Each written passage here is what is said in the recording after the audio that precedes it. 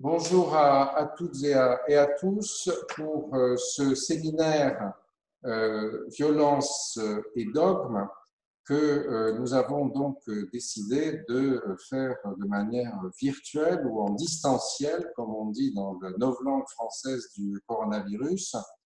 Donc, bienvenue aux participants habituels du séminaire. Bienvenue également à nos deux invités d'honneur, Rémi Brague et Souleymane Bachir Diagne. Donc ce webinaire que Rémi Brague a appelé webinaire, et d'ailleurs on va voir dans quelle mesure il n'y a pas une relation freudienne dans ce jeu de mots avec notre objet, est organisé et centré sur Menton, où je me trouve dans le campus de Sciences Po Menton. Donc Menton est la capitale du monde, puisqu'elle s'étend donc vers l'ouest, vers l'extrême ouest, où Souleymane Bachir Diagne nous parle depuis New York. Elle s'étend vers le sud, où je peux apercevoir Helawardi à Sousse, en Tunisie, et par ailleurs reste fidèle au poste et à la délocalisation, Mohamed Ali Amir Moezi à Paris, ainsi que Rémi Brague à Paris. Alors, nous avions prévu d'organiser à l'occasion de ce livre qui est sorti l'automne dernier, Rémi Brague et Souleymane Bachir Diagne, La controverse, une sorte d'écho à ce livre, tout en introduisant aussi quelques éléments extérieurs pour faire turbuler le système. Et donc ce séminaire virtuel, d'une certaine manière, c'est quelque chose qui rappelle un peu cette fameuse attribution à Francis Bacon, non pas le peintre mais le philosophe, comme vous le savez, qui aurait dit encore, qui a écrit, si la montagne ne vient pas à Mohammed, c'est Mohammed qui ira à la montagne. Donc si les séminaristes habituels ne viennent pas à l'école normale supérieure, eh bien c'est l'école normale supérieure qui se portera à leur rencontre à travers le mode distanciel. Vous savez du reste que cette expression est utilisée aussi à l'envers, et on commence parfois par dire si Mohammed ne vient pas à la montagne ira à Mohammed. Donc c'est d'une certaine manière une grande polysémie qui est un peu justement l'objet de notre débat ce soir. Comment est-ce que aujourd'hui on se réfère au texte sacré d'islam? Quels sont les acteurs qui s'en servent, qui l'utilisent? J'étais la semaine dernière à Aubervilliers, dans la cité Lénine, dans un HLM de rez-de-chaussée, une HLM de rez-de-chaussée, où je faisais le iftar, donc la rupture du jeûne, avec une famille algérienne. Et nous discutions de diverses choses, conversation du ramadan, et ils m'ont à un moment demandé quelle était cette secte curieuse, d'après eux, qui étaient les gens du Mzab.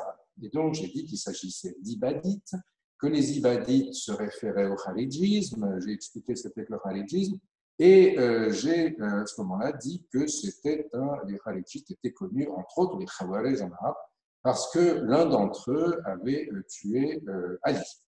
À ce moment-là, mon hôte, un homme fort sympathique, chauffeur-livreur de son état, m'a dit « mais pas du tout, c'est les Juifs qui ont tué Ali, et d'ailleurs c'est ce qu'on nous a dit à Alger ». Alors, moi j'ai essayé de mettre ça en contexte, mais bon, j'ai bien vu que je n'étais pas trop cru, parce qu'on avait pensé que peut-être j'étais juif, ou je ne sais trop quoi, et on était finalement au cœur de notre débat.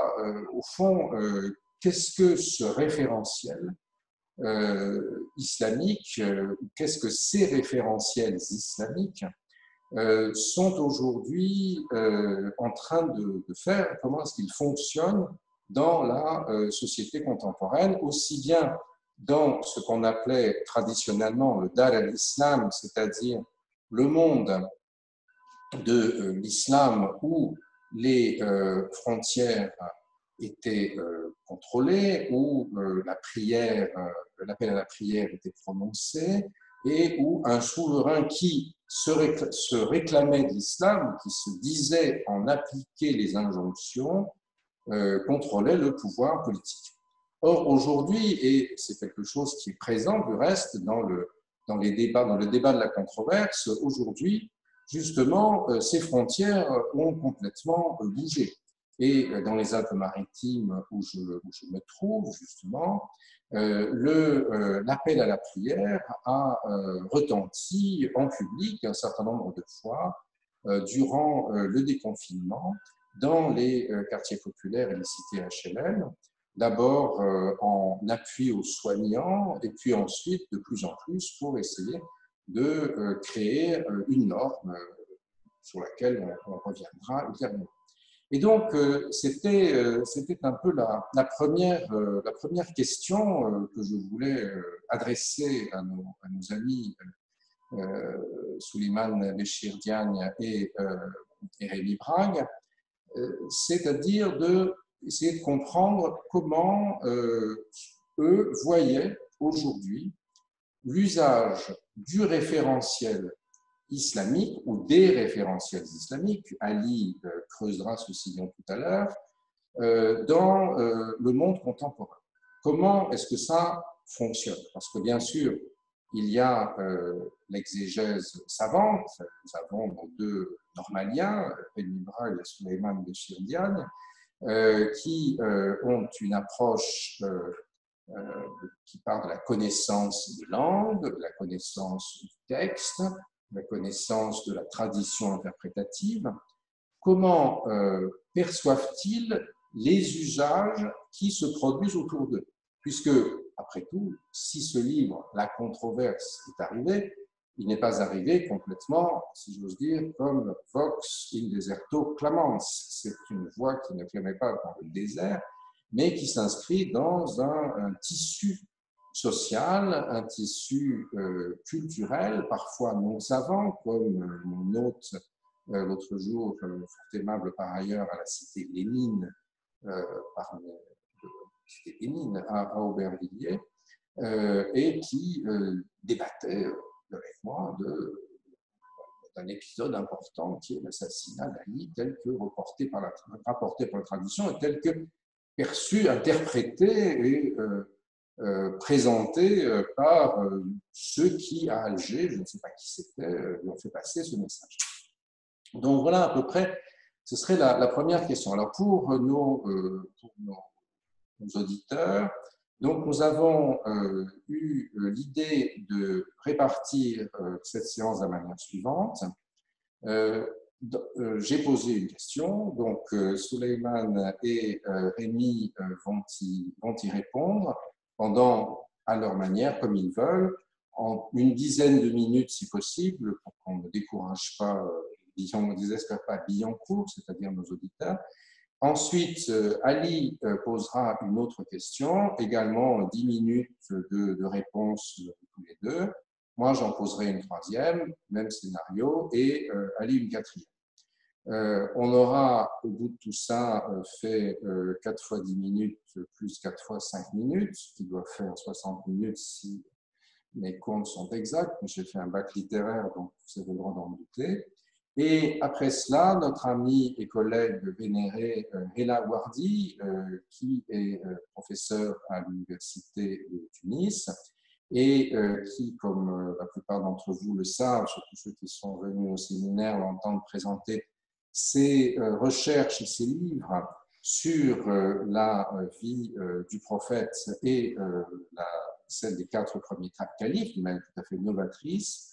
Donc, réagira à l'ensemble de notre débat, à la suite de quoi tous ceux qui le souhaitent sont invités à poser des questions par chat et Bernard Rougier, notamment, que j'ai vu se connecter, interviendra. Voilà, donc j'espère avoir été suffisamment clair dans cette introduction.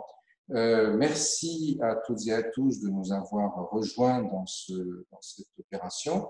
Et donc, Souleymane, Rémi, c'est à vous, si vous voulez bien, en essayant de ne pas excéder la dizaine de minutes. Voilà, donc il est 19h11, moi je n'ai excédé que d'une demi-minute. Donc, c'est à vous. Souleymane, est-ce que vous voulez commencer? Et est-ce que je peux vous voir? Est-ce qu'il y a un moyen? C'est pas à vous que j'ai dit ça, mais c'est à la régie. Allez-y. Eh bien, alors, bonjour. Bonjour, je vous vois très bien. Tout le monde. Je dois d'abord dire mes regrets de ne pas, qu'on n'ait pas la possibilité d'organiser ceci à l'école, qui est notre alma mater à Rémi et à moi-même, comme vous l'avez rappelé. Et je voudrais saluer et remercier votre séminaire, vous-même et votre séminaire, pour l'accueil et l'hospitalité que vous réservez à notre dialogue à Rémi et à moi.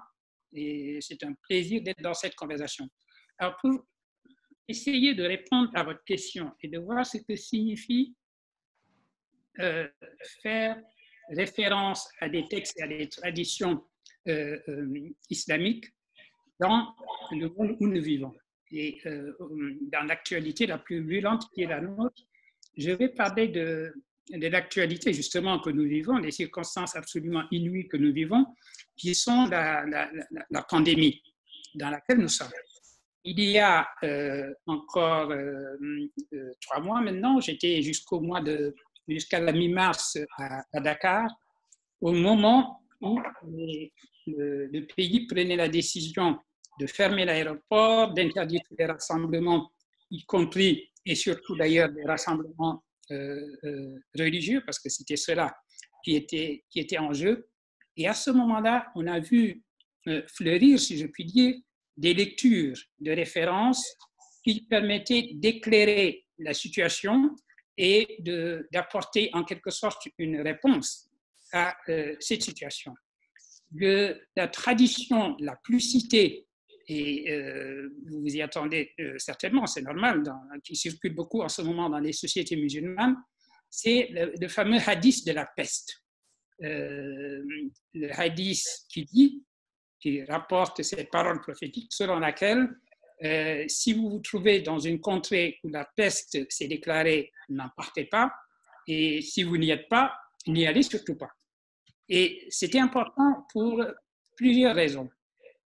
D'abord, parce que c'était un hadith qui était directement lié à ce qui était en train de se produire, c'est-à-dire l'arrivée de la pandémie au Sénégal et ces décisions grosses de conséquences d'interdire aux musulmans d'aller prier à la mosquée, de se rassembler comme ils le faisaient d'habitude. Et donc, rappeler cette référence avait pour signification première de montrer que les décisions qui étaient prises, qui étaient des décisions dictées par la science, par les faits, par les épidémiologistes, étaient des décisions qui étaient parfaitement en conformité avec ce que l'islam lui-même disait. Autre fonction qui n'est pas anodine de ce hadith, c'était de rappeler effectivement dans le contexte global qui était celui-là, que la religion telle qu'elle s'exprimait dans ce hadith en particulier, était une religion de la rationalité, une religion du bon sens, et que devant une situation comme celle-là, il fallait obéir à la science et au bon sens, et ceci en direction de quelques fanatiques, vous en trouvez toujours, qui étaient prêts à dire, mais au contraire, c'est quand la crise arrive que c'est le moment de se regrouper, de prier Dieu, et de toute façon, tout ce que Dieu décrète se produira, ce qu'il n'a pas voulu, ce qu'il ne veut pas, ne se produira pas. D'ailleurs, entre parenthèses, et c'est important, vous savez, ce hadith a été cité à contresens par un homme éminent, philosophe que j'aime beaucoup, qui est Leibniz. Leibniz, pour expliquer que l'islam était une religion du déterminisme, de la prédestination absolue, du maktoub, tout est déjà écrit, prédéterminé, etc. Et d'ailleurs, pour se défendre lui-même d'être un nécessitariste, parce qu'on l'accusait lui-même d'être déterministe, et il disait non, c'est pas mon système qui est déterministe, c'est le système des musulmans, d'ailleurs, voici ce qu'il en est chez eux. Leibniz a déclaré que les musulmans étaient si fatalistes que lorsqu'il y avait la peste quelque part, ils étaient quand même prêts à y aller parce que s'il est écrit qu'ils en mourront, ils en mourront. Si ce n'est pas écrit, ils n'en mourront pas. Vous voyez, ce qui est intéressant, c'est que c'est totalement le contraire de ce que dit ce hadith-là que cite Leibniz. Donc, c'était une parenthèse qui avait son importance. Deuxième hadith souvent cité et que j'ai moi-même cité à l'occasion parce que j'ai été souvent interpellé dans la presse pour parler justement de la question que vous soulevez, la réponse des religions à la pandémie actuelle. Autre hadith, quand il est attribué au prophète Mohammed le propos suivant: Dieu m'a accordé le bienfait de faire de la terre entière une mosquée.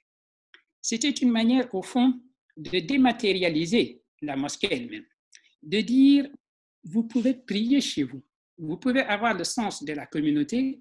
Il n'est pas nécessaire dans l'islam de se retrouver tous ensemble dans une mosquée et de prendre à ce moment-là la responsabilité de répandre encore plus avant la pandémie et ce virus qui n'a pas besoin qu'on lui ajoute de la densité. Eh bien, voilà deux références qui ont été mobilisées, si je puis dire, comme une réponse aujourd'hui à ce qui était l'actualité la plus immédiate, l'actualité la plus brûlante. Voilà, je crois qu'il s'agit des meilleurs exemples que l'on puisse trouver, qui sont des exemples positifs de référence. Tandis que celle que vous avez indiquée, évidemment, ça c'est la référence fautive. C'est absurde de dire que l'imam Ali a été tué par quelqu'un d'autre que le kharijisme, parce que ça n'est écrit nulle part. Alors d'où est-ce que ça vient? Comment est-ce que l'opinion et les fake news se propagent? Et dans quel but et pour quel intérêt? Évidemment, ça, on peut rendre raison de ce qui est positivement, de ce qui est vrai, de ce qui est un fait. Ces deux hadiths sont des hadiths inscrits, alors que ces hadiths, cette déformation de l'histoire de l'assassinat d'Ali est simplement une déformation précisément et une fake news. Merci beaucoup. Hela Wardi reviendra sur cet aspect-là très possiblement, je pense, tout à l'heure. Avant de passer la parole très brièvement, pour moi, j'espère en tout cas, à notre ami Rémi Brague, dans les enquêtes que Bernard Rougier et moi-même et nos équipes avons menées durant la pandémie en France, depuis le confinement. Donc, vous avez bien sûr des gens qui citent ce type de hadith. C'est d'ailleurs tous ceux qui ont dit qu'il ne fallait pas faire la prière du Eid, par exemple, en congrégation. Mais dans les milieux salafistes établis français, ça n'est pas du tout ce qui est dit. Et au contraire, le message qui passe, c'est que la pandémie est un fléau envoyé par Allah pour punir les mécréants et les hérétiques. D'ailleurs, la preuve, ce sont les soldats du porte-avions Charles de Gaulle qui ont bombardé les bons musulmans, c'est-à-dire Daesh en l'occurrence, et du porte-avions Theodore Roosevelt qui ont été touchés. La Chine qui persécute les Ouïghours, la France qui est un pays d'un laïcisme excessif, l'Amérique, capitale de l'impérialisme, soutien du sionisme, et parmi les musulmans, ceux qui ont été touchés sont les Iraniens, les hérétiques chiites. Donc, dans la vision salafiste hard des choses, évidemment, la pandémie est interprétée d'une manière tout à fait différente. Donc, il y a actuellement dans le monde musulman, à travers les différents réseaux, les différents fonctionnements qu'on peut observer, une multiplicité du référentiel. Et c'est ça qui nous interroge, qui nous intéresse aujourd'hui. Alors, j'en ai dit assez. Rémi Brague.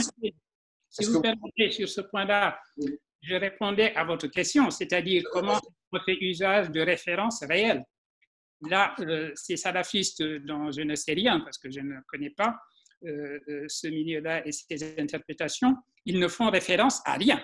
Ils lisent une situation et ils lui donnent une signification. Ça n'est donc plus tellement votre question, puisqu'il ne s'agit pas pour eux de fonder cela sur des textes ou des hadiths, comme j'ai essayé de faire pour les autres, mais de donner leur lecture de la situation et de se mettre à la place de Dieu pour indiquer quelles étaient Oui, ses intentions. en fait c'est généralement, en l'occurrence, je ne les ai pas sous les yeux, mais ce ne sont pas des hadiths, mais c'est leur interprétation d'un certain nombre de versets, si vous voulez, qu'ils vont tirer dans le sens qui est le leur.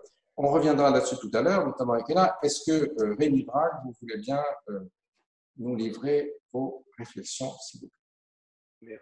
Merci de m'avoir invité à ce séminaire dont je regrette qu'il ne puisse pas avoir lieu rue d'Ulm, puisque Soleiman a eu la gentillesse de rappeler que ce lieu signifiait quelque chose pour nous.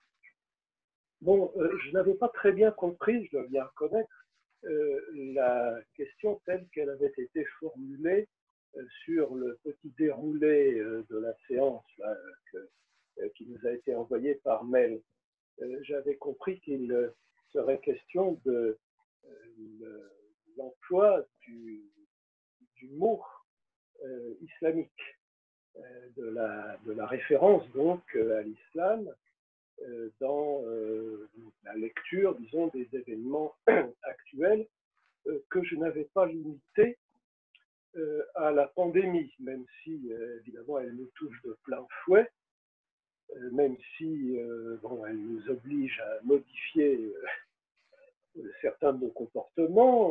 Donc pour un chrétien, ça l'empêche de se rendre à l'église pour assister à la messe. Bon.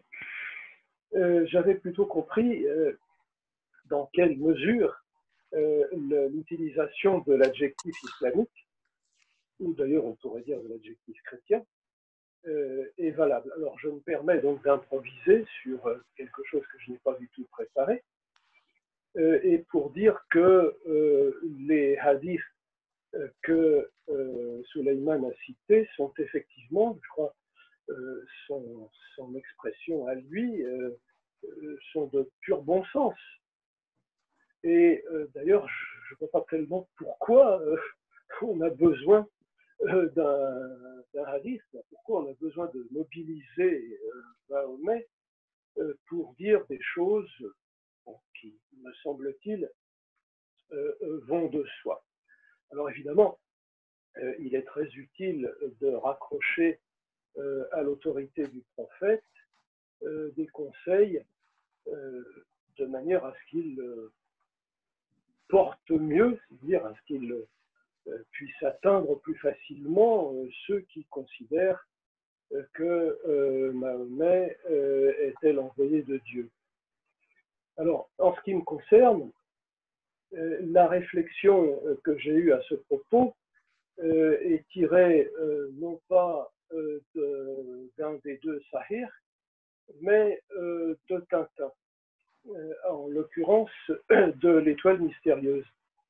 Il y a des gens qui se mettent à la suite du prophète Philippulus, pas ce personnage sans doute astronome de formation, qui semble connaître le professeur Calice, qui tape sur un gong et qui dit « c'est le châtiment ».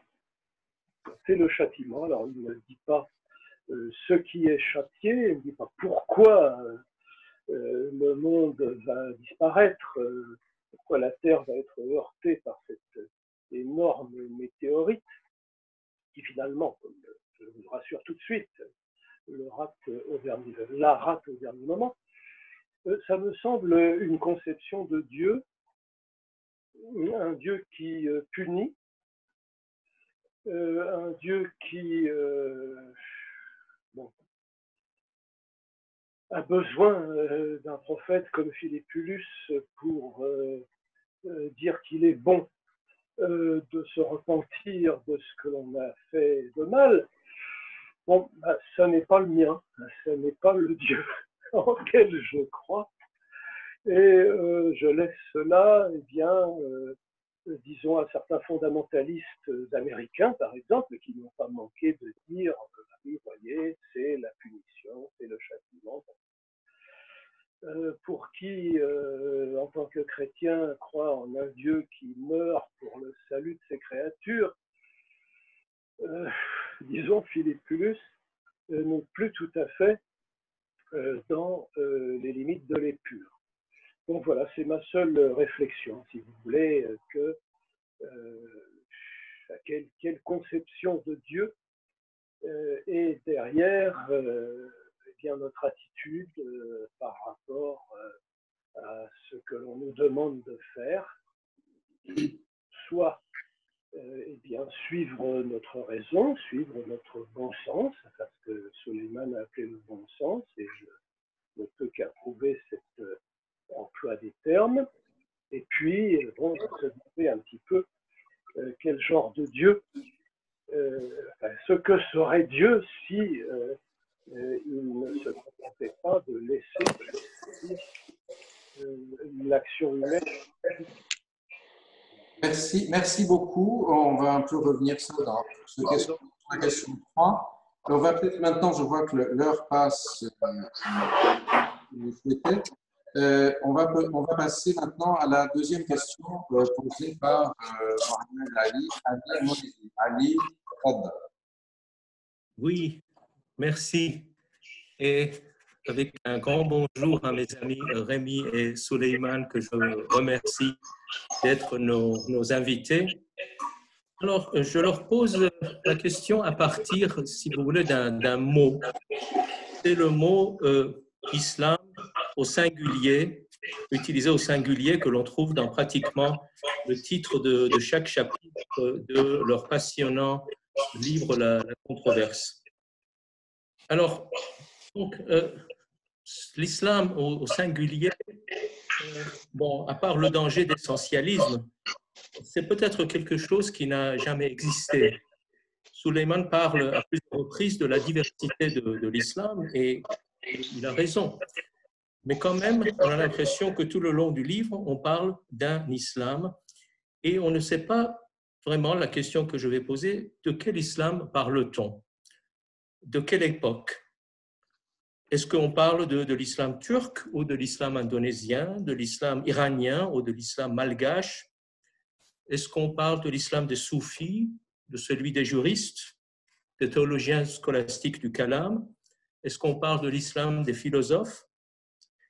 Donc, il y a cette diversité, je dirais, historique et culturelle, mais il y a aussi une diversité qui est encore plus ancienne parmi les musulmans eux-mêmes, je dirais, au sujet du hadith et du Coran. Suleiman a cité des hadiths, je parlerai surtout du Coran. Les ouvrages musulmans eux-mêmes, les sources musulmanes, parlent de 4 ou 5 Corans différents, des masahif, pluriel de mushaf, qui circulaient sur les terres d'islam jusqu'au IVe siècle. Donc, il s'agissait de différentes recensions et les ouvrages islamiques parlent, par exemple, de la recension d'Ibn Mas'ud qui comprenait, par exemple, 112 sourates, hein, ou 111, c'est-à-dire à qui manquait 3 sourates. Ou encore la recension d'un autre compagnon du prophète, Ubay ibn Ka'b, qui comptait 116 sourates, c'est-à-dire 2 sourates de plus que la version officielle. Et les sources nous rapportent le texte de ces 2 sourates qu'on ne trouve pas dans la version officielle du Coran.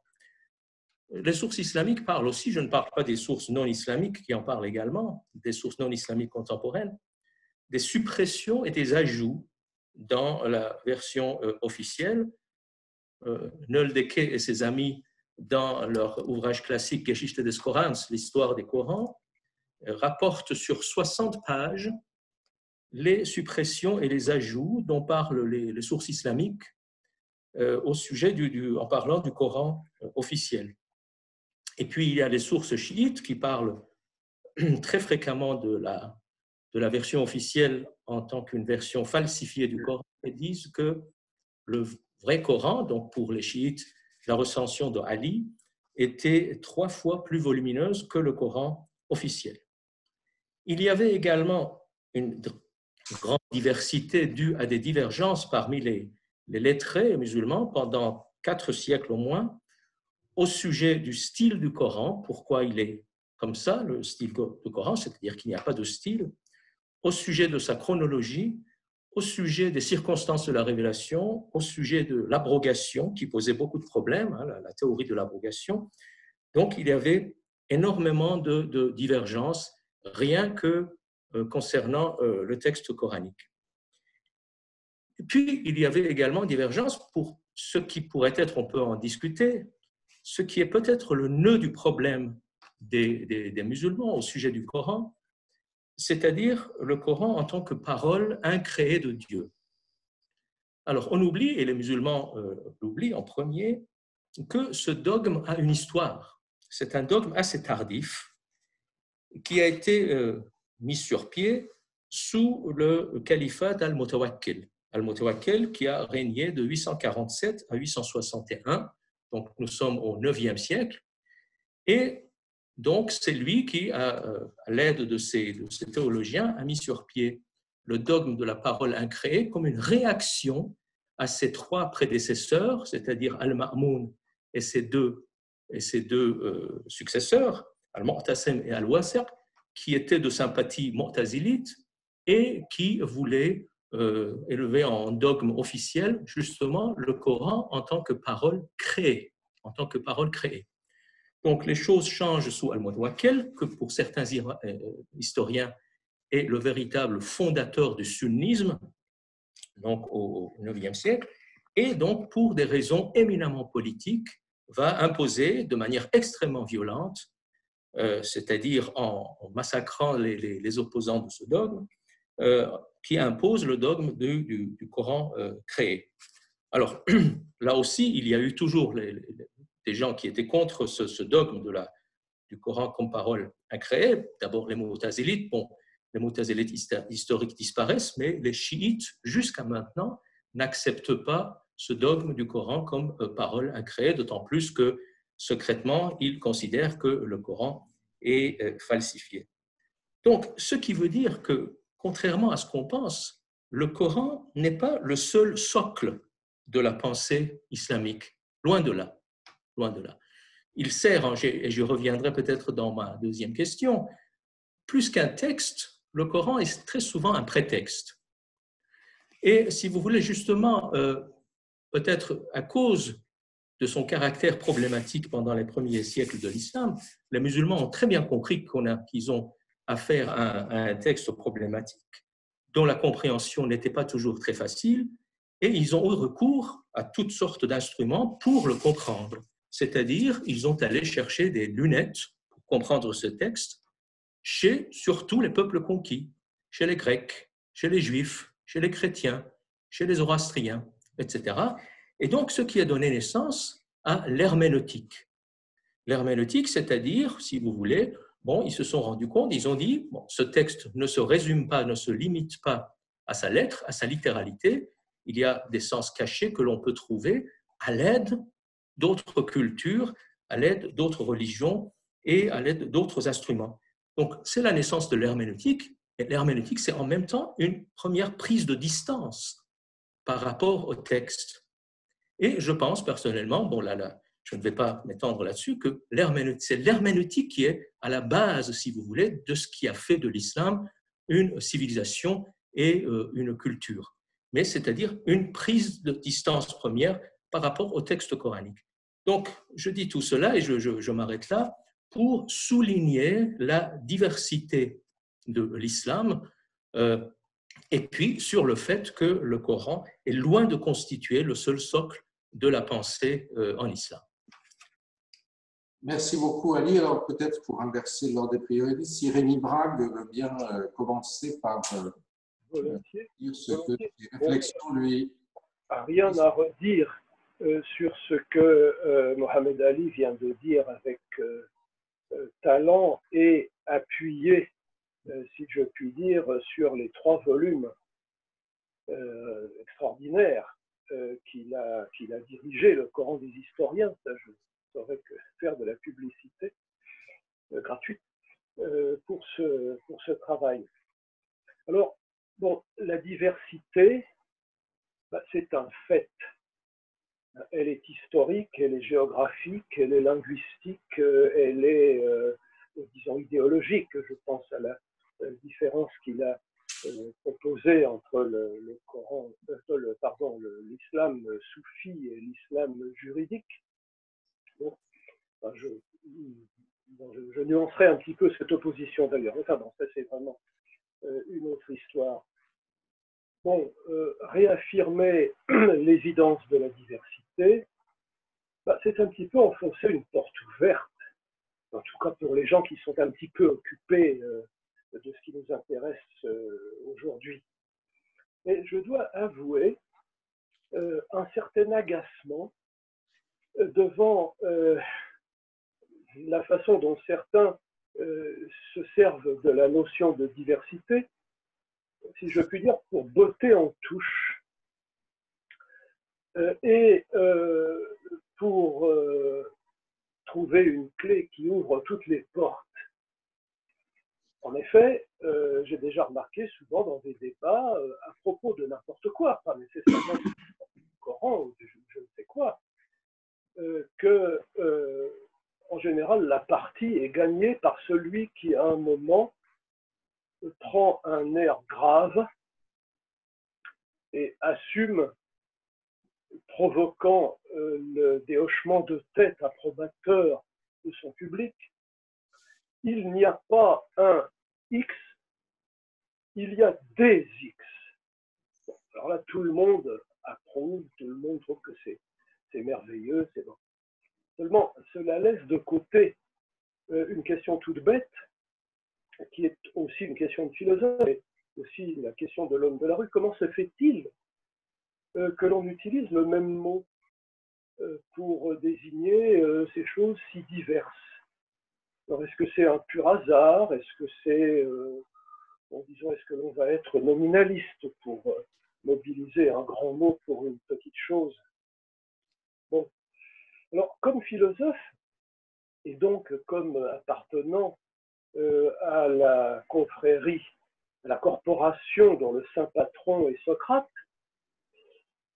qui passait son temps à chercher l'essence des choses, je plaiderais quand même un petit peu pour un minimum d'essentialisme. En bon aristotélicien, je serais plutôt d'ailleurs conceptualiste. Je trouve qu'on se fait quand même une certaine idée, non pas de la France, mais de l'islam, ou du christianisme, ou du bouddhisme. C'est pareil. Alors je cherche, si vous voulez, l'essence de certaines religions, l'islam en l'occurrence, bon, mais ça pourrait être d'autres.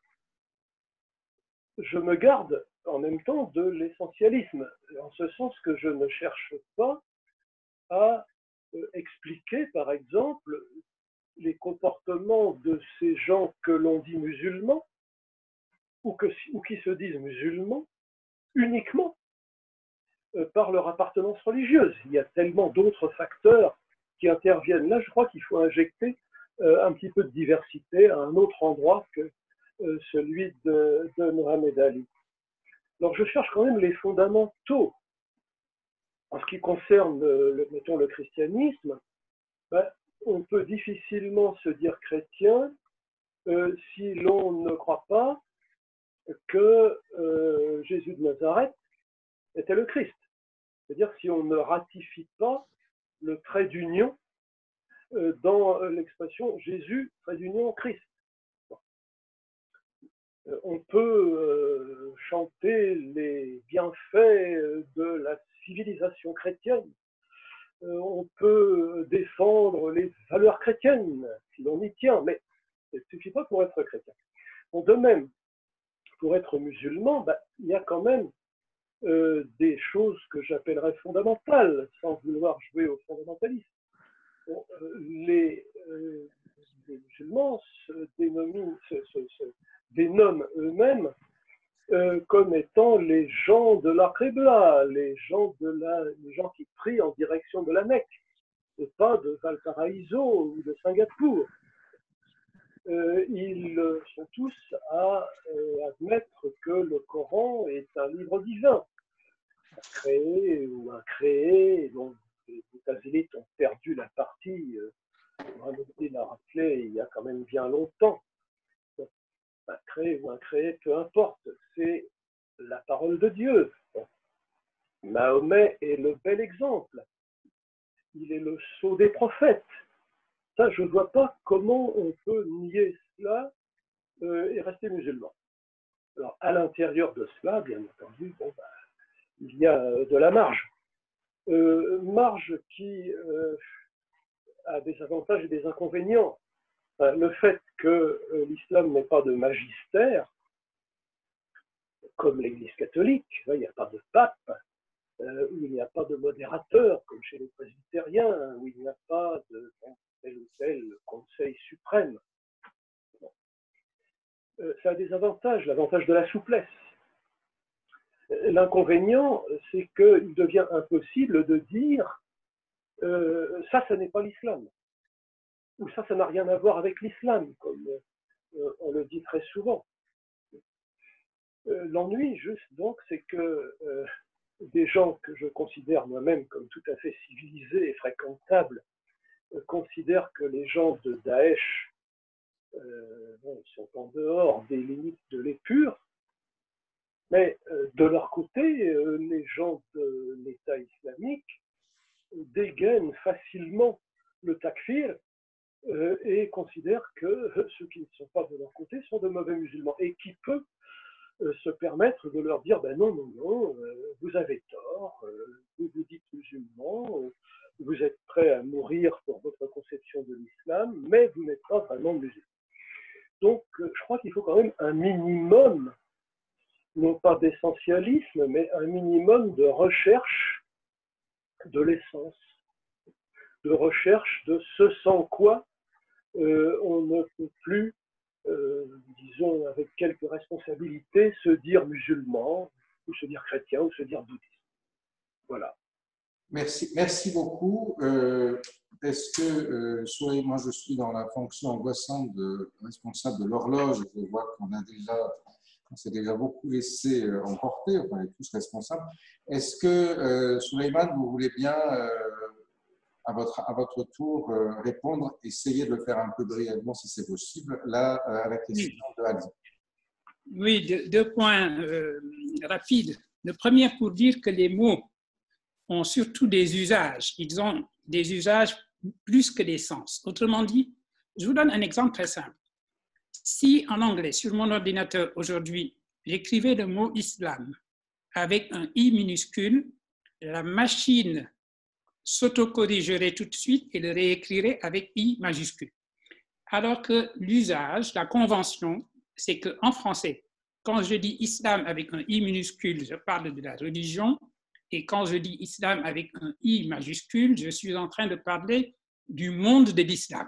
Voilà, une expression très générale, le monde de l'islam, l'ensemble des sociétés islamiques musulmanes, dans leur extrême diversité.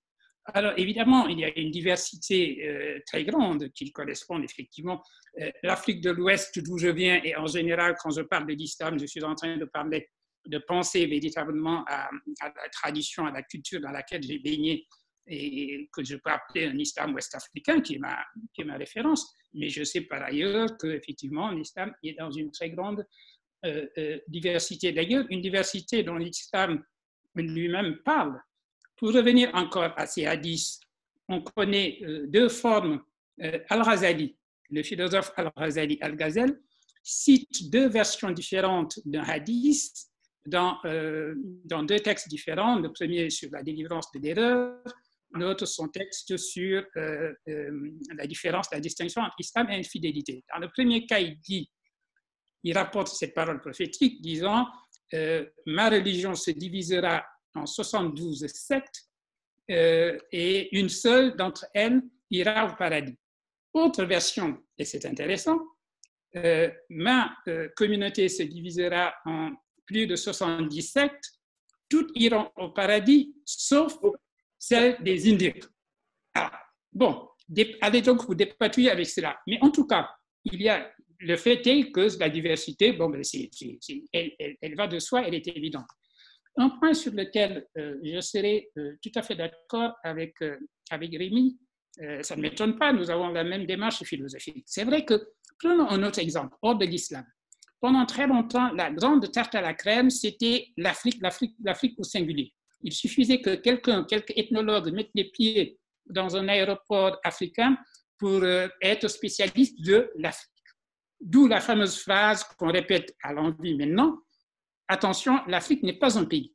Mais alors, on a recourbé le bâton dans l'autre sens. Aujourd'hui, quand vous dites l'art africain, quelqu'un vous dit « Ah non, non, non, non, il n'y a pas d'art africain, il y a un art sénoufo, il y a un art dogon, il y a un art ceci ou cela ».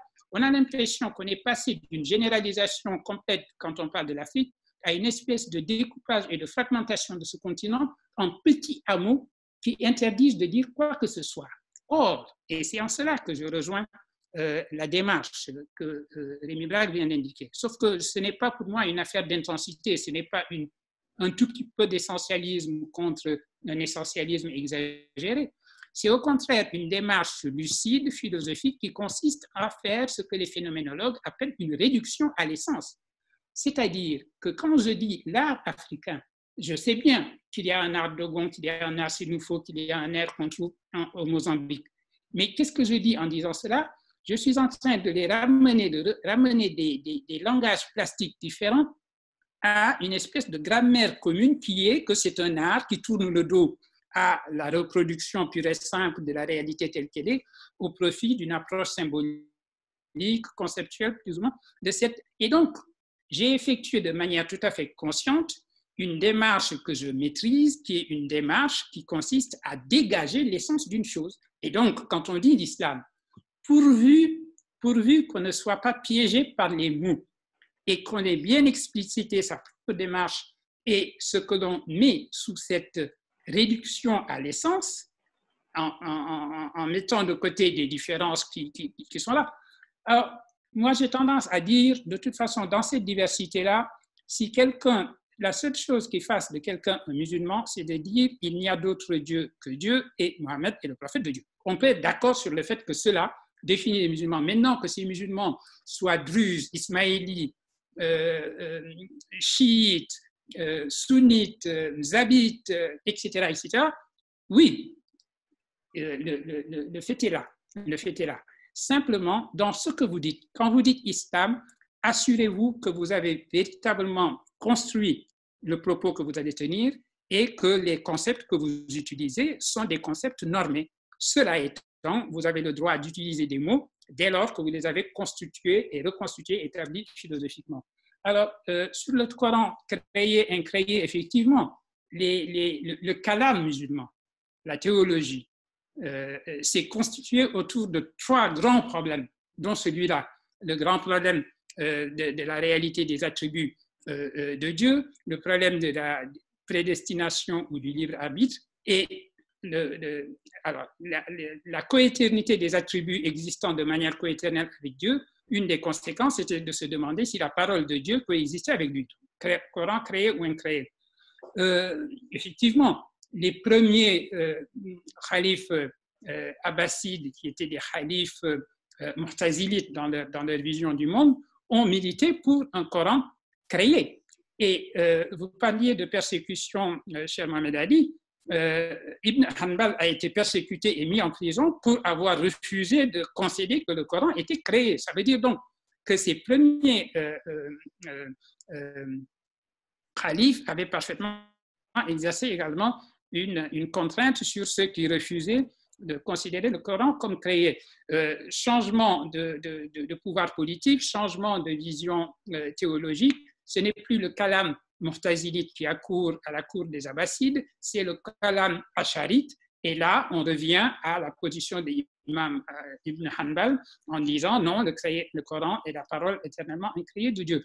Les deux existent aujourd'hui, cela se discute et il est important justement que la diversité ne soit pas simplement une espèce de diversité anecdotique et impressionniste, mais qu'elle soit véritablement une diversité dans les propos et dans les thèses, et que ces thèses soient confrontées, soient discutées, et c'est ainsi que la vie intellectuelle avance. Merci beaucoup. Alors, il nous reste en principe 10 minutes et 2 questions.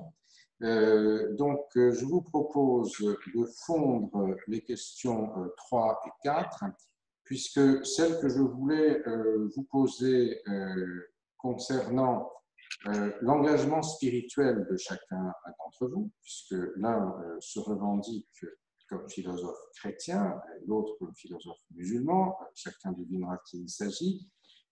Comment est-ce que vous vous situez par rapport à un propos de neutralité axiologique par rapport à l'analyse du texte? Mais vous avez déjà en partie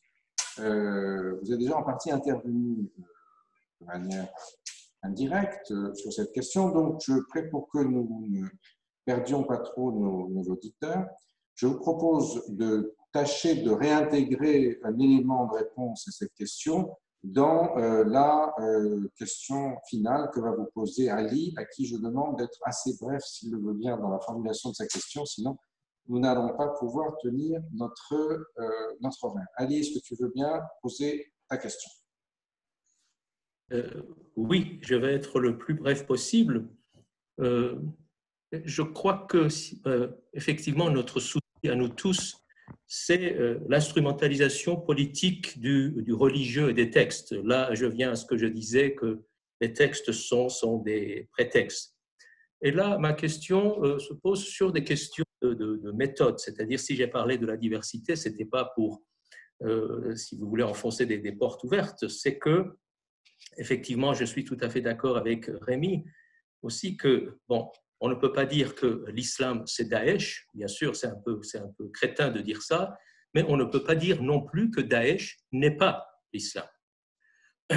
C'est-à-dire que, si vous voulez, cette question de l'instrumentalisation politique et du religieux, en quelque sorte, l'islam ou le Coran, il donne prise pour la question de la violence, pour la question du voile, que d'ailleurs Rémi et Suleiman discutent. Et donc, si vous voulez, c'est que comment sortir de ce cercle magique, c'est-à-dire dans lequel se trouvent beaucoup de réformateurs musulmans qui essayent de neutraliser en quelque sorte la violence d'un certain nombre de groupes en ayant recours à la tradition islamique et en ayant recours au Coran. Et là, c'est un cercle fermé. On tourne autour, c'est-à-dire qu'effectivement, vous parlez de la tolérance dans le Coran, donc on peut très bien vous opposer le fameux verset du sabre, etc. Et donc, je crois que le seul exemple que nous ayons, c'est justement ce que vous pensez de l'approche, c'est-à-dire historique et philologique, c'est-à-dire de l'introduction de l'histoire et de la géographie dans les choses de la foi, dans l'étude au moins des choses de la foi. Alors, c'est vrai que cette approche est une résultante de l'histoire occidentale et peut-être aussi de l'histoire du christianisme, parce que, bon, c'est une vaste question. Peut-être en humanisant Dieu, en quelque sorte, le christianisme a permis que l'histoire baigne cette religion. Ce qui n'est pas le cas de l'islam et du Coran, c'est-à-dire le texte fondamental de l'islam, le Coran, comme on dit, est un texte sans contexte. Et c'est un texte qui est en quelque sorte où l'histoire est pratiquement absente. Alors, effectivement, Suleiman parle à plusieurs reprises de la profondeur historique auquel il faut s'appuyer pour parler de l'islam, mais de quelle profondeur s'agit-il? Parce que les sources islamiques posent problème. Et donc là, si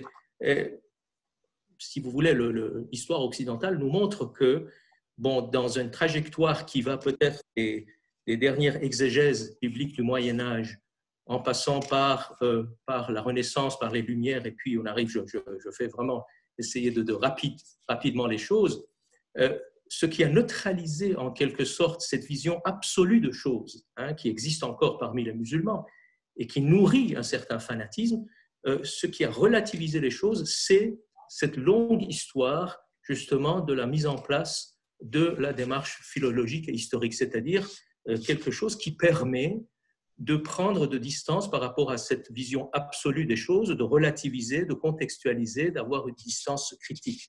Alors, bien sûr, on dit, j'ai eu beaucoup de discussions avec mes amis musulmans, surtout après la publication du Coran des historiens dont Rémi a eu la gentillesse d'en parler, et ils nous disent, bon, cette approche menace notre foi. Et là, je leur cite Razali, qui a été déjà mentionné par Suleiman, mais également Ibn Arabi, qui font une distinction entre la croyance et la foi, entre la aqida et l'iman. Et je dis, bon, vous savez, iman est quelque chose, la foi est quelque chose de mystérieux, hein, c'est pratiquement de l'ordre de l'amour. Alors que la croyance, c'est quelque chose qui vous est donné, d'après Ghazali ibn Arabi, de l'extérieur, par vos parents, par votre culture, par votre histoire, par votre géographie, etc. Alors, l'approche historico-critique peut peut-être donner un coup aux croyances, c'est-à-dire à ce qui est accessoire en quelque sorte. La croyance est quelque chose d'accessoire, alors que la foi concerne quelque chose qui est essentiel. Et donc, peut-être que l'approche critique, l'approche historique-critique, permet de distinguer entre l'accessoire et l'essentiel. Et parfois, en portant un coup à l'accessoire, on consolide même l'essentiel. Alors, donc, je voulais vous parler, si vous voulez, en quelque sorte, de l'utilité civique et politique de la méthode historico-critique. Merci.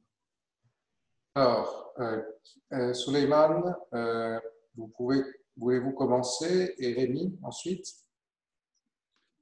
Oui, écoutez, je vais dire très rapidement pour gagner du temps, vive le savoir et la science. Je veux dire, aucune connaissance n'est inutile ni menaçante dès lors qu'elle est une connaissance vérifiable, discutable, etc. Il s'agit simplement de mettre sur le tapis les théories que l'on a. Vous avez parlé vous-même de la rareté des sources. Je ne sache pas qu'en islam, on est l'équivalent d'évangiles apocryphes, c'est-à-dire des textes dont on dirait voici des textes qui auraient dû figurer dans le Coran et qui ne figurent pas, qui ont été enlevés. À ma connaissance, non, ce n'est pas le cas.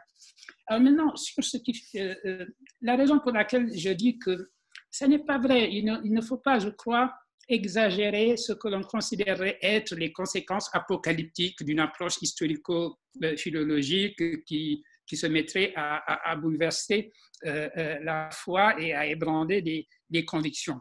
En la matière, je dirais ce que dit un autre de mes philosophes préférés, qui est Henri Bergson.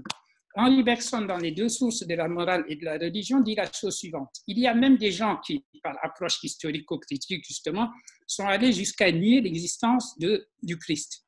Et il dit, il ne saurait faire que ne figura dans les évangiles le sermon de la montagne à côté d'autres paroles divines. Et vous savez quelle était l'importance du sermon de la montagne pour Henri Bergson, parce que justement, ce propos christique consistant à dire « on vous a dit que, mais moi je vous dis que », c'est-à-dire « voici ce que dit la morale fermée, la morale close, et moi je vous dis que voici ce que dit l'éthique ouverte », il dit « le plus important au bout du compte, c'est la nature même de ce message, et on ne saurait faire que ce message n'ait pas d'auteur. » Et ceci aurait pu parfaitement être un commentaire du verset suivant, que l'on trouve cette fois-ci dans le Coran. Il est dit dans le Coran, à un moment donné, Mohammed n'est qu'un messager comme d'autres messagers qui ont été envoyés avec lui. S'il venait à mourir ou s'il était tué, est-ce que vous retourneriez sur vos pas? Et justement, pour revenir au caractère historique de ces textes-là, le texte coranique vient en général avec l'histoire qui l'explique et qui l'éclaire. L'histoire était l'histoire de la bataille de Uhud, bataille durant laquelle le prophète a été blessé, et on a pensé pendant un certain temps qu'il était même mort. Et ceci avait été un désarroi extraordinaire parmi les musulmans. Eh bien, ce texte-là, que dit-il finalement? Parce que la fois où il a été cité de nouveau, c'était lorsque le prophète était mort, et mort effectivement, et que le désarroi à nouveau s'est emparé de la communauté musulmane. Et là, c'est celui qui allait devenir le premier calife, Abou Bakr, qui a rappelé ce verset en disant « Rappelez-vous le verset qui vous demande si, à sa mort, vous retourneriez sur vos pas. Sachez donc que si vous adoriez Mohammed, eh bien Mohammed est mort. Mais si vous adoriez Dieu, Dieu est vivant et éternel. » Pourquoi est-ce que je rapproche cela du texte de Bergson? Ça veut dire qu'il efface, ce verset efface le messager derrière le message. Le Coran tel qu'il est entre nos mains, tel que la plupart des musulmans, pendant le mois de Ramadan qui vient de s'écouler, l'ont lu depuis la Sourate Baqara jusqu'à la Sourate Qul A'udhu bin Nas. ce Coran-là et le message qu'ils ont, le message sur lequel ils construisent leur spiritualité, sur lequel ils construisent leur tradition intellectuelle, sur lequel ils construisent leur culture. Et ce message-là, au bout du compte, il est totalement en dehors de ce que la démarche dite historico-philologique va faire. Il faut donc savoir faire la part des choses, et c'est ce que dans le dialogue que j'ai eu dans ma conversation avec Rémi et avec Michel Etchameninov, j'ai appelé une logique du sens. Comment est-ce que le message fait sens à une communauté? Et ça, je ne suis pas de ceux qui diraient « Oh là là, ma foi est en danger dès lors que quelqu'un s'occupe de l'histoire concrète de tel ou tel mot du Coran. Est-ce que ce mot est plutôt un mot d'origine iranienne qui expliquerait ceci ou cela ?» Il y a des textes tels qu'il a été constitué. Maintenant, je ne veux pas avoir l'impression non plus de considérer que le messager n'a aucune espèce d'importance. Vous connaissez le monde musulman tous, et vous savez quel est l'amour infini que les musulmans portent à leur prophète. Et donc, c'est cet amour qu'ils ont pour lui et qui se répète à chaque fois qu'ils disent leur nom, son nom d'ailleurs, soit qu'ils le disent à haute voix ou pas, ils prient pour lui. Cette relation qu'ils ont à la réalité prophétique est infiniment plus profonde que toute question que pourra poser la démarche historique ou philologique en se demandant est-ce qu'il y a eu un homme effectivement en Arabie qui s'appelait Mahomet. Voilà. Merci beaucoup. Donc, Rémi Brague, si vous voulez avoir le dernier mot pour cette première partie du débat avant que Rella Wardi nous livre sa lecture ou son audition de ce qu'elle a entendu. Là, justement, nous tombons sur un point de désaccord et qui est, je crois, plus que le désaccord entre deux individus, pas très intéressant en eux-mêmes, mais le point de désaccord entre deux religions. En ce sens que dans l'islam, si j'ai bien compris ce qu'a dit Suleiman, qui est d'ailleurs assez classique, c'est que, en principe, le message aurait très bien pu être parachuté du ciel sans l'intermédiaire de Monsieur Mahomet, si je puis dire, sans un intermédiaire humain. C'est d'ailleurs ce que, à un moment du Coran, les adversaires du prophète disent qu'ils auraient préféré. Alors, je n'ignore pas, bien entendu, la dévotion, je ne sais pas si le mot est juste, que les musulmans ont pour le prophète, dont le nom est toujours suivi de la tasliya. J'ai lu le livre de Madame Schimmel sur le culte du prophète dans l'islam. Bon. Mais alors pour le christianisme, c'est pas un message. Et alors là, je ne suis pas du tout d'accord avec Bergson, pour lequel j'ai une admiration à peu près sans borne. La seule borne, c'est peut-être celle-là, justement. Pour le christianisme, l'objet révélé n'est pas un livre, le Coran, ça n'est pas un message, c'est une personne. C'est une personne qui dit un certain nombre de choses assez inouïes, effectivement. Le sermon sur la montagne est quelque chose d'extraordinairement paradoxal. Mais ça n'est pas l'objet révélé. L'objet révélé, c'est la personne du Christ. Et c'est sa vie, c'est son histoire, c'est sa mort et, pour les chrétiens, sa résurrection. Et le message éclaire la nature, si je puis dire, de ce personnage aux attitudes très paradoxales, qui se déclare totalement soumis à celui qu'il appelle le Père et qu'il appelle Papa, dans la prière, à base de l'hypocoristique araméen bien connu. Il était sans doute le seul à employer. Dire que Dieu est Père, c'est banal, mais l'appeler Papa, c'est tout à fait différent. Ce personnage qui se permet de faire ce que seul Dieu est capable de faire, à savoir non seulement guérir des malades, ça c'est pas très important, mais pardonner les péchés. De quel droit? Comment peut-il? Bon. Alors je crois que là, on touche quand même à une différence fondamentale. Je n'oserais pas l'appeler essentielle, mais bon, je crois qu'elle est en tout cas très importante. Et qui fait que les problèmes d'exégèse historico-critique sont en un sens moins importants et en un autre sens plus importants. Ils sont moins importants en ce sens que comme l'objet révélé n'est pas un texte, le texte, on peut en faire à peu près ce que l'on, peut-être pas tout ce que l'on veut, il y a des règles, il y a une déontologie de l'herméneutique quand même, mais ça ne gêne pas si on en retire tel ou tel aspect. En tout cas, ça ne change pas ce que vous appelez dans la question que j'ai lue sur le qui déroulait là, c'est parler des effets sur le plan civique et politique.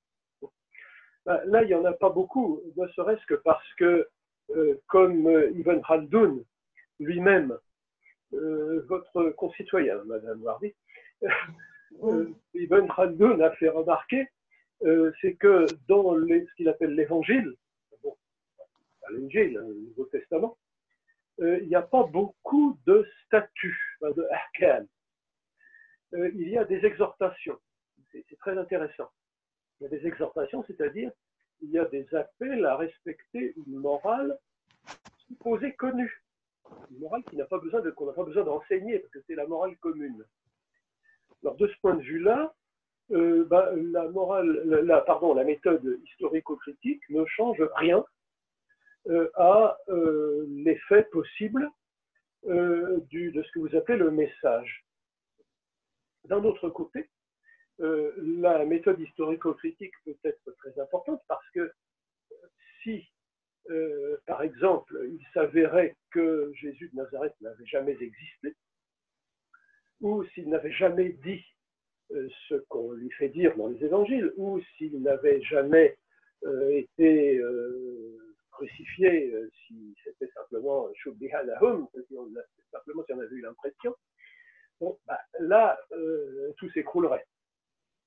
Donc il y a à la fois une grande vulnérabilité et une certaine solidité du christianisme par rapport à la méthode historico-critique qui s'est développée d'ailleurs avant tout dans le christianisme, d'abord dans l'Antiquité païenne, dite païenne, pour lire convenablement Homère et les grands classiques de littérature, et puis la méthode a été ensuite appliquée à la lecture des textes sacrés, alors déjà un petit peu chez Origène, au IIIe siècle, chez Saint Jérôme, chez Erasme, à la Renaissance, et bon,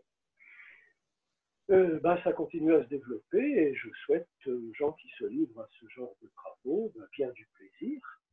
C'est tout à fait passionnant, je dis dire sans ironie aucune, c'est tout à fait passionnant. Voilà. Merci beaucoup. Alors maintenant, donc, nous allons demander à Ella Wardi, depuis Sousse, donc la compatriote, si l'on peut dire, d'Ibn Khaldoun, comme l'a signalé Rémi Braque, de nous dire ce que ce débat lui a inspiré et de nous livrer ses remarques. Bonsoir à tous, vraiment ravi d'être des vôtres. Bonsoir Monsieur Braque, bonsoir Monsieur Diagne. Je suis ravie d'avoir cet échange avec vous. Alors, le débat est vraiment passionnant et je n'ai pas vu l'heure à m'en tourner tout à l'heure tellement j'étais absorbée par les réflexions très intenses que j'étais en train d'écouter. Alors, j'aimerais rebondir très rapidement parce que je pense que je devrais laisser la parole aussi aux personnes qui sont en ligne avec nous, qui souhaiteraient intervenir. Alors, je commencerai d'abord par un petit commentaire que m'inspire la réponse de M. Diagne à ta première question, Gilles, concernant l'usage du référentiel islamique dans le monde contemporain. Monsieur Diagne avait cité ce hadith de la peste, qui est en fait un hadith de circonstance, puisque on a très vite fait le parallèle entre l'épidémie de la peste et le Covid-19.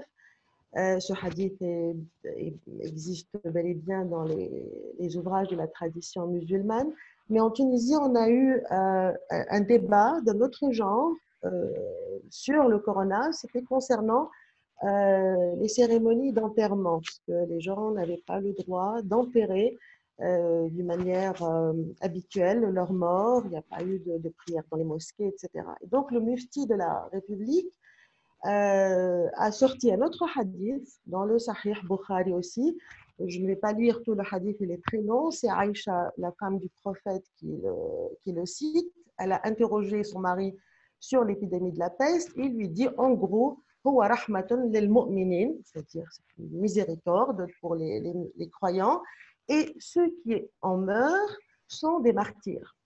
Donc le mufti de la République, pour un peu consoler les familles qui n'ont pas la possibilité de prier pour leurs défunts dans des circonstances normales, ben, il est mort en martyr, donc on peut faire pour lui la prière de l'absent. Tout ça pour vous dire qu'en fait, cet usage du référentiel islamique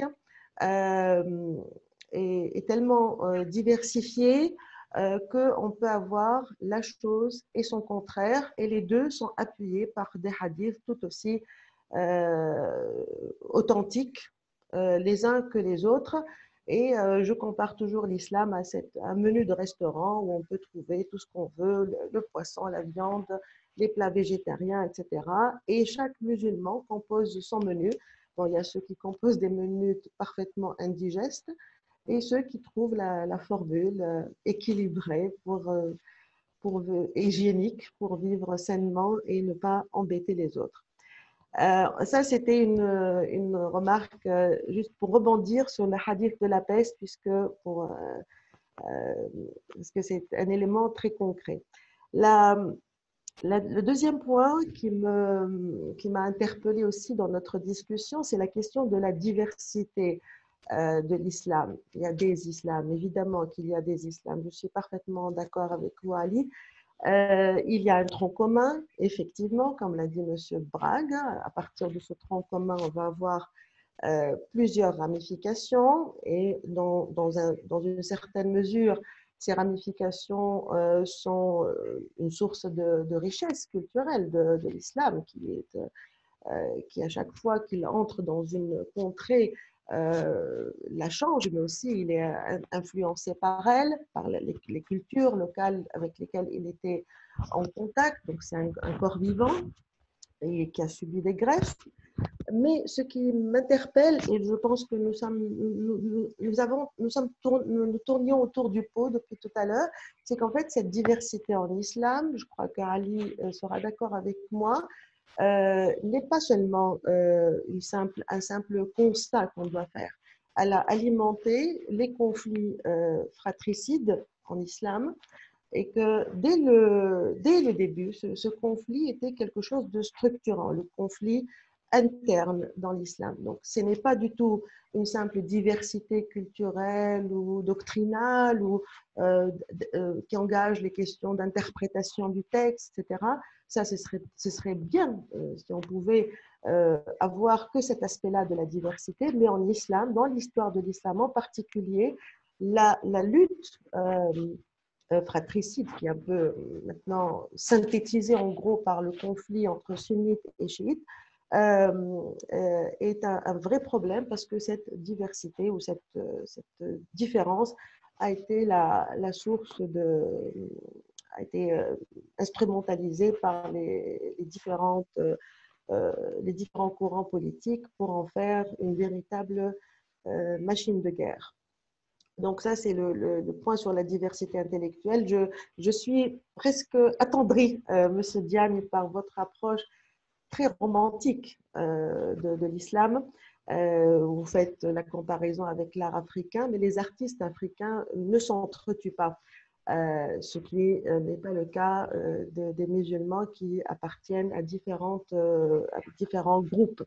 Cette évacuation de la violence, nous sommes dans un séminaire qui s'intitule Dogmes et violence, donc il faut constamment, à mon avis, rappeler cette problématique centrale de notre réflexion. On essaie bien dans le débat d'idées, c'est très intéressant, c'est même jubilatoire, mais à un moment donné, l'intellectuel est interpellé ou l'universitaire est interpellé par le monde dans lequel il vit et il ne peut pas se contenter à un moment donné de décrire une situation comme si c'était une fatalité. Et d'ailleurs, c'est très curieux que M. Diagne cite à la fin de son intervention, enfin dans son intervention finale, pardon, le fameux verset de 144 de la sourate Al-Imran, la sourate 3, Mohammed n'est qu'un prophète, etc. Ben, quand Abu Bakr as-Siddiq a cité ce verset, au moment de la mort du prophète, et ça c'est toutes les sources de la tradition qui le disent, personne, même pas Omar ibn al-Khattab, ne se souvenait de ce verset. Donc c'est un verset qui pose vraiment problème. Et d'ailleurs, quand vous ouvrez n'importe quelle exégèse du Coran, cet incident où Abu Bakr cite ce verset-là devant un parterre de musulmans un peu étonnés parce qu'ils ne se souviennent pas de ce verset, alors qu'il était révélé dans un événement, au courant d'un événement majeur, la bataille d'Uhud, comme vous l'avez rappelé à juste titre, où on a cru que Mohammed est mort, donc normalement tout le monde devrait s'en souvenir. Or, ce n'était pas le cas. Donc, grand point d'interrogation. Donc, à mon avis, il ne faut pas s'arrêter en milieu de chemin. Et nous sommes sollicités, notre époque nous sollicite énormément pour non seulement donner des réponses, pour nous engager sur cette voie de l'approche historico-critique, à mon avis, la voie du salut. Ça, c'est une conviction personnelle, la voie du salut. Renouer ou réenraciner en fait l'islam dans sa dimension historique et géographique, c'est le meilleur moyen de les réconcilier avec l'humanité, parce qu'on a l'impression que l'islam, c'est une religion en apesanteur qui n'a aucun rapport avec le monde. Et donc, du coup, la ramener à ses racines historiques et géographiques ne pourrait que la rendre plus humaine. Alors, je voudrais dire, en fait, pour ne pas trop accaparer la parole, j'ai tellement de choses à dire, j'ai pris tellement de notes. J'aimerais poser la question à M. Bragg et à M. Diagne concernant les limites que eux, en tant que vraiment philosophes, déjà connaisseurs de l'islam, de la tradition philosophique en terre d'islam, j'aimerais savoir si dans leurs travaux, aussi bien les travaux passés ou les travaux à venir, est-ce qu'ils se fixent des barrières mentales, c'est-à-dire des lignes à ne pas franchir, et quelle est pour eux, est-ce qu'il y a de l'autocensure, ça c'est, je crois, inévitable quand on s'attaque à des sujets aussi délicats, aussi anxiogènes que l'islam. Est-ce qu'il y a de l'autocensure? Je pense surtout à M. Diagne, qui est musulman. Et pour M. Bragg, est-ce que aussi cette question des limites de la réflexion se pose aussi pour vous?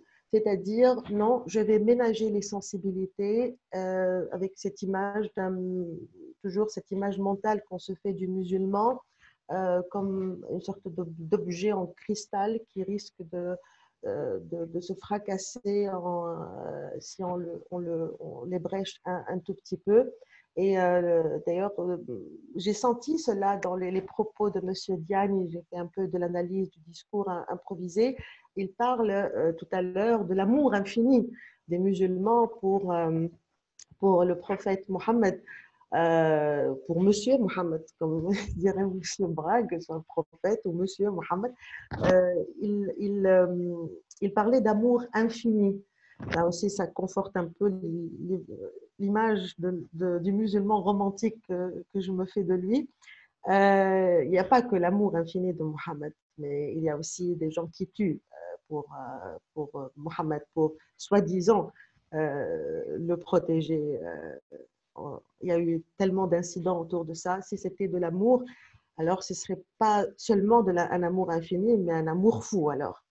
Donc voilà les quelques réflexions mélangées à des questions, mais ce qui m'intéresse, puisque c'est une question vraiment égoïste de ma part, puisque je travaille sur ces… Enfin, en fait, je fais les premiers pas dans ce domaine-là et je voudrais que vous m'éclairiez sur ces limites qu'on a quand on travaille sur l'islam, les limites qu'on se fixe ou qui se dressent devant nous d'une manière inconsciente quand on aborde des sujets délicats. Alors, la connaissance, juste pour finir, post-scriptum pour Monsieur Diagne, je ne peux pas m'en empêcher, puisque mes livres sont censurés au Sénégal et que vous avez dit tout à l'heure, à juste titre, que la connaissance ne peut en aucun cas être menaçante, si malheureusement mes livres ont été perçus au Sénégal comme une menace contre l'islam. Voilà, merci beaucoup. Pardon d'avoir été longue, mais si vous voulez, on peut peut-être interagir à mes remarques et questions. Voilà, merci. Merci beaucoup, Aïchek Hela. Aïchek Gilles. Et donc, est-ce que Souleymane puis Rémi, vous pouvez réagir? Alors, je vous ai demandé de le faire relativement brièvement, en principe, n'avons plus que 8 minutes, aux propos de Hela. Et puis, je crois que comme on a pris du temps, on va être obligé de clore la discussion et nos excuses pour nos auditeurs qui voulaient poser des questions, qui nous les envoient par chat et on les fera passer aux participants et on renverra une petite boucle écrite si les auteurs le veulent bien. Alors, Souleymane Meshiadian, est-ce que vous voulez réagir à ce qu'a dit Hela? Je vais être très bref. Je n'ai pas compris l'image du romantique. Je suis désolé que vous n'ayez pas compris mon propos sur l'art africain. Il ne s'agissait pas pour moi de dire que l'art africain était comme l'islam. Je parlais de la possibilité de parler de l'art africain au singulier, quand il s'agit, encore une fois, de construire une essence. Je disais simplement, on peut construire une essence de l'art africain et non pas démultiplier et fragmenter l'art africain en disant c'est un art s'il nous faut, etc., etc. Et pour ce qui est de l'autocensure, je dirais encore plus rapidement, je dirais que les seules limites à ma recherche sont mon ignorance. À part mon ignorance, rien ne m'arrête dans les directions que prend ma réflexion. Merci. Rémi Brague. J'abonderai dans le sens de Souleymane en ce qui concerne effectivement les limites de mon savoir. Je ne vais pas parler de celui de Souleymane, du mien. J'en suis terriblement conscient.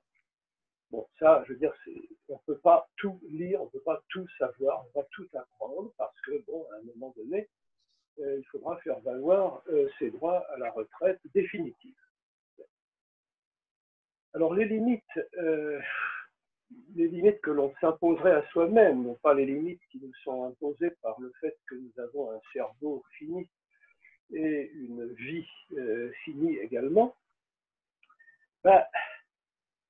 il est très difficile d'en prendre conscience.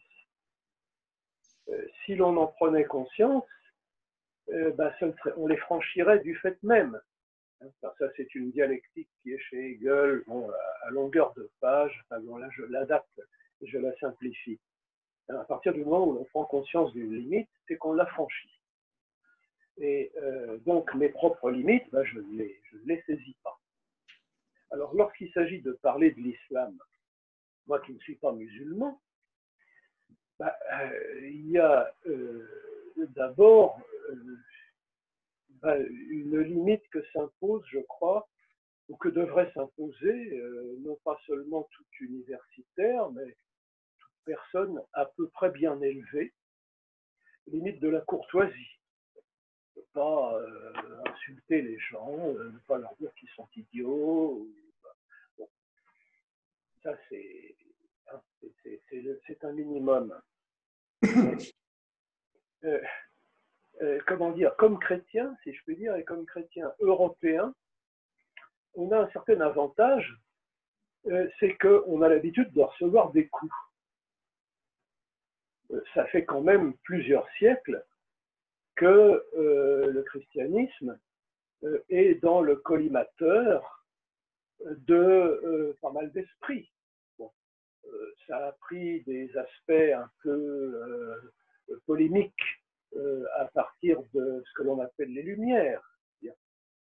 Là, vous trouvez des gens qui sont absolument anti-chrétiens, qui le disent discrètement au début et puis un peu plus franchement après la Révolution. Bon.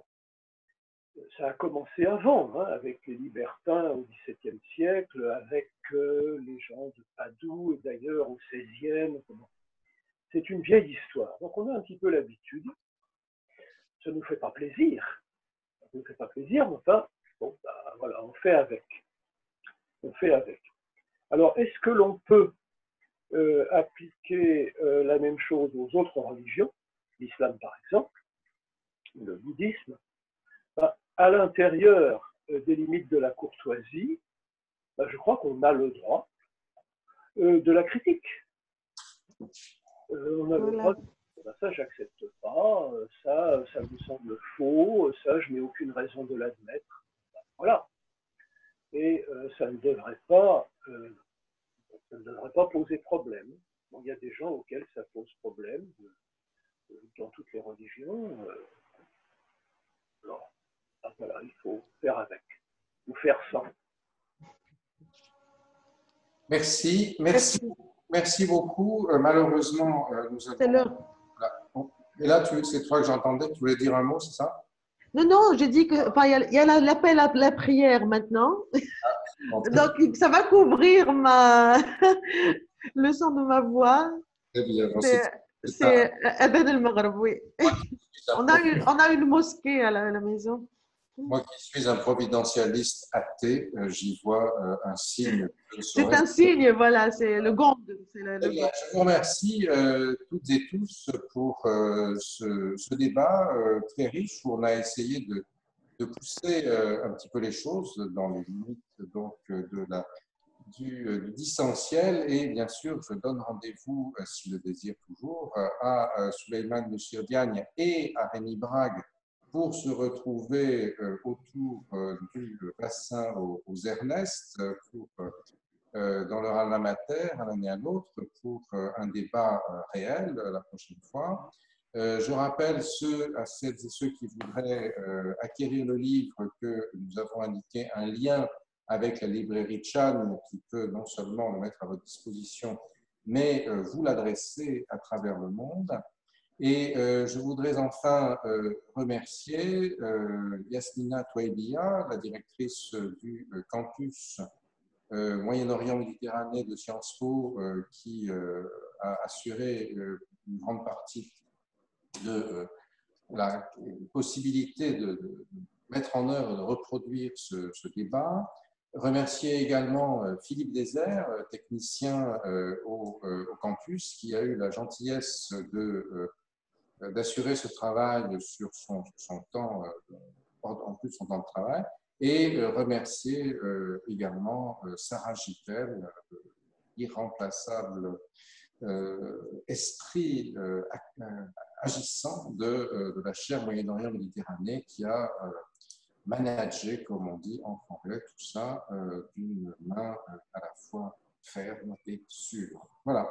Merci à toutes et à tous d'avoir participé à ce débat. Désolé que nous n'ayons pas pu prendre les questions parce que l'heure a tourné, mais comme je vous l'ai dit, il vous suffit de les envoyer à Sarah Gickel. Nous les ferons circuler aux auteurs et, s'ils le souhaitent, évidemment, nous mettrons les réponses en ligne, nous enverrons à tout le monde. Merci à toutes et à tous. Merci, Gilles. Et nous Merci. verrons dans quelle mesure nous pouvons encore faire au mois de juin un séminaire conclusif. Merci beaucoup et à bientôt, si j'ose dire. Inch'Allah. À bientôt. Au revoir. Au revoir. Salam. Salam.